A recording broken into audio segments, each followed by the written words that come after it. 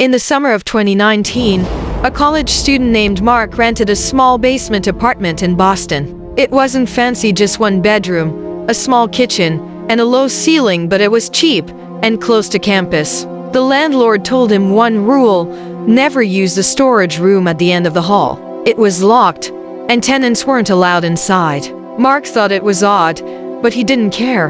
The first week was normal. Mark studied, went to class, and came home late. But by the second week, strange things started happening. At night, he would hear soft scratching coming from the hallway. At first, he assumed it was rats. But one night, the scratching grew louder and turned into knocking. 3 slow knocks, coming from the locked storage room. Mark froze, listening in the dark. Then, silence. He told himself it was nothing. Old buildings make noises. But the knocks came again the next night, exactly at AM. This time, he also heard whispering, faint, like someone speaking just beyond the door. Curiosity got the better of him. One evening, he bent down and peeked through the keyhole of the locked storage room. What he saw chilled him. The room was nearly empty, but in the faint glow of the hallway light, he could make out the shape of a wooden chair in the middle. And sitting in it was a shadowy figure, completely still. Mark stumbled back, his heart racing. When he looked again, the chair was empty. After that, the atmosphere in the apartment changed. The lights flickered, his phone battery drained overnight, and cold spots appeared in random places.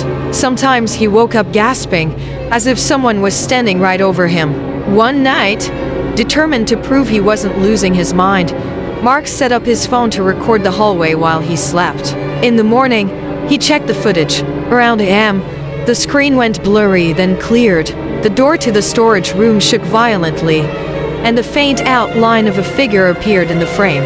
Slowly, the figure turned, as if staring straight at the camera. The video ended right there. Terrified, Mark confronted the landlord. At first, the man denied everything. But finally, he sighed and admitted the truth. Years ago, a tenant had died in that storage room. Nobody knew why he had locked himself inside, but when they found him, he was sitting in a chair, facing the door, his fingernails worn down from scratching at the wood. Since then, no tenant had lasted more than a few months. Mark moved out that very week, leaving most of his things behind. He couldn't stand spending another night in that building. Even now, years later, he says he still dreams about the sound of slow scratching at his door, and sometimes, in complete silence, he wakes up convinced someone is sitting in the dark, just watching him.